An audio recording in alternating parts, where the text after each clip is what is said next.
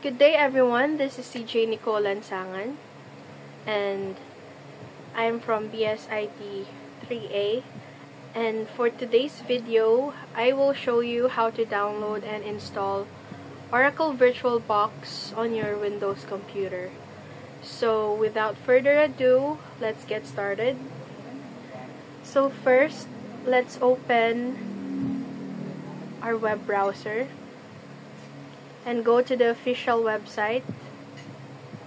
Just type in virtualbox.org and hit enter.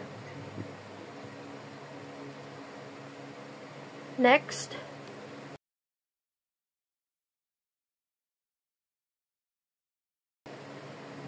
on the home page, click on the download links. You'll see different versions for different operating systems, and since we're using Windows, click on Windows Host, and this will start downloading the installer. And since it takes time, hintayin lang natin siyang ma-download.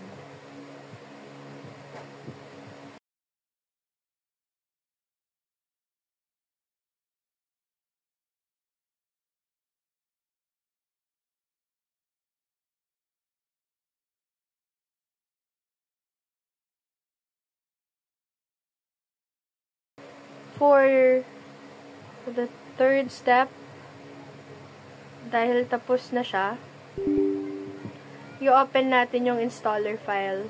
And if a user account control prompt appears, click yes to allow it. And then after nun, the VirtualBox setup wizard will appear. And then, click next to continue lang. And then after that, pwede nating iwang default installation yung settings, or i-change natin if gusto natin. And after nun, click next again.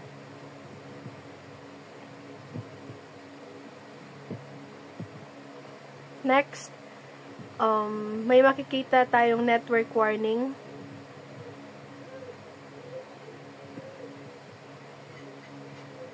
Pero, hindi naman dapat natin yun ikabahala. So, katulad ng dati natin ginagawa, click yes to continue. And now, click install and wait while VirtualBox is being installed. And this may take a few minutes again.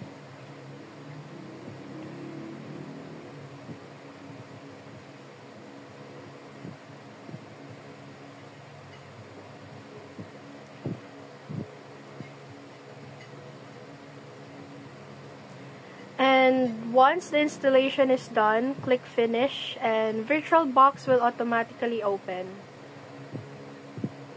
And that's it. You have successfully installed VirtualBox on your Windows computer. And now you can start creating virtual machines. Next, we have Ubuntu server. You've made it in the second part of this video, and as I've said a while ago, I will teach you how to install Ubuntu server in your VirtualBox. So we'll go here in the official website of Ubuntu, and then since ito yung homepage niya, when I clicked it, pupunta lang tayo dito sa server and download Ubuntu 24.04 LTS. And dahil matagal-tagal din ang pag-i-install ng file ng ISO natin,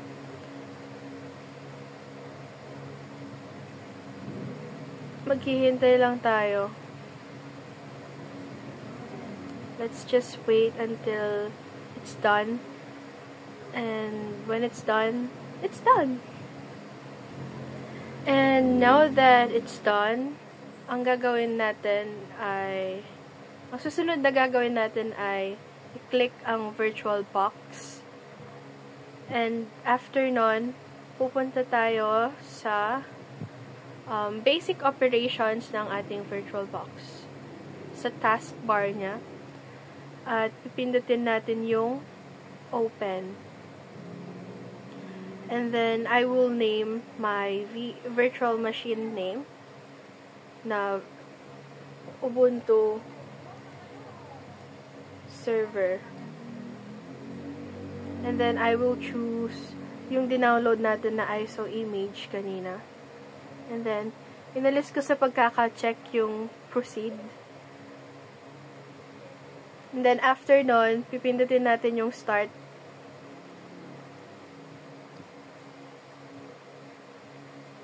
Dahil matagal-tagal ang pagpapower ng virtual machine, hintayin lang din natin siya.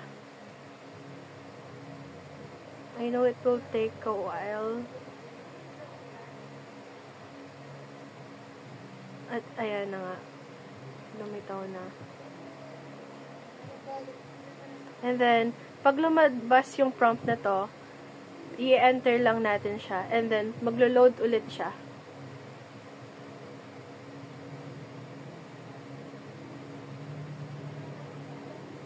Dahil matagal-tagal siyang mag-loading ulit, hintayin lang din natin siya matapos.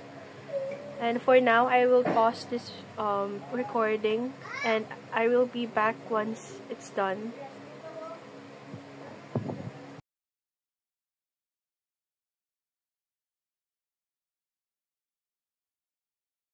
So, now it's almost finished. At hintay lang natin lumabas or mag-appear yung prompt na select language. And then, select natin yung English. And after nun, magsiset ka ng keyboard and all. Basta any type of configuration, ang pipindutin lang natin doon ay done. And yung mirror, i-continue lang natin siya. And then, waiting for the storage to be complete.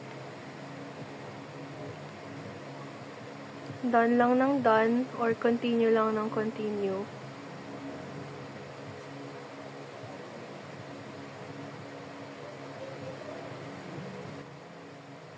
And so, here comes the profile configuration. Gagawa tayo ng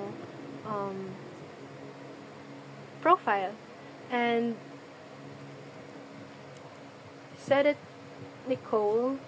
And my server name is Ubuntu. Ubuntu with S. And for my username, I chose SIA101.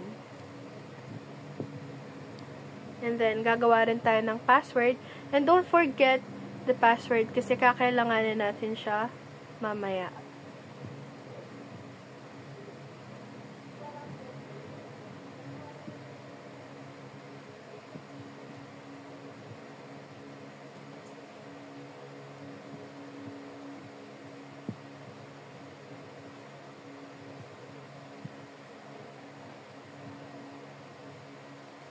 And now,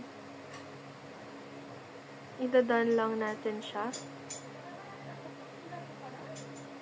And, after nun, ayan na yung mga package niya.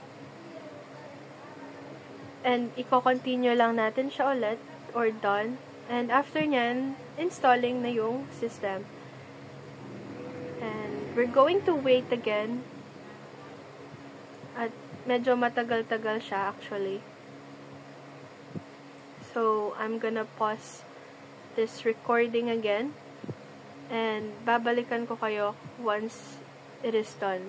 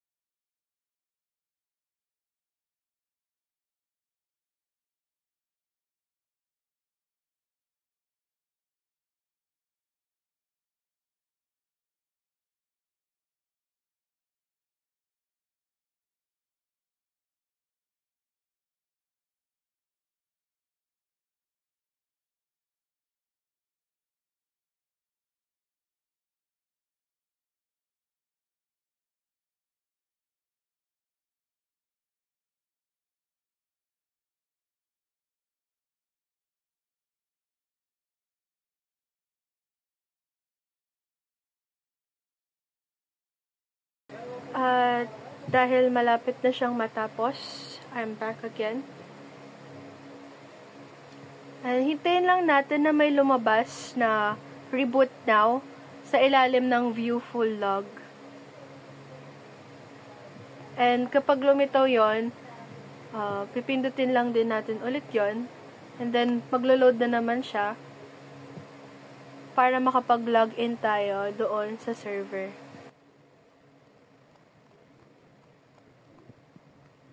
So, i-reboot na natin siya.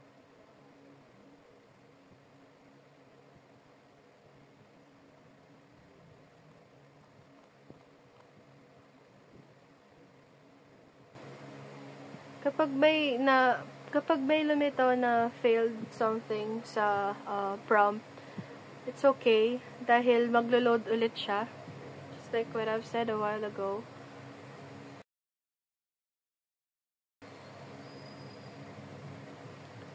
And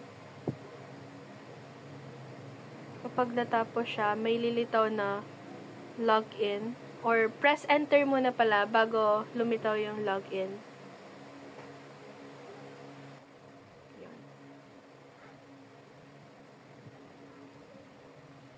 Mag-load muna siya ulit. Ng very light lang. It takes a minute or a couple of, I guess.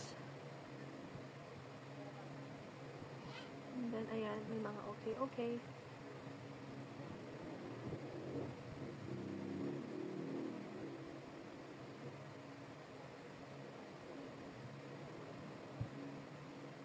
And then, ayan, I entered login.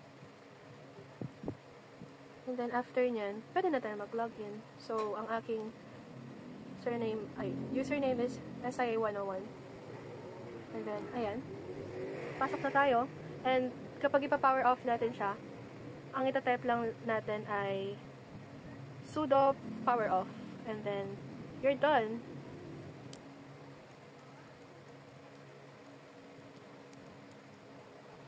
And that's it. You've successfully installed Ubuntu server on VirtualBox. And ang gagawin lang natin kapag may time na is to update it and ready na tayo sa SSH para makapag-start tayo para makapag-deploy tayo ng services. And if this video helped, give this a like and subscribe for more videos or tutorial. And that's all. Good day, everyone.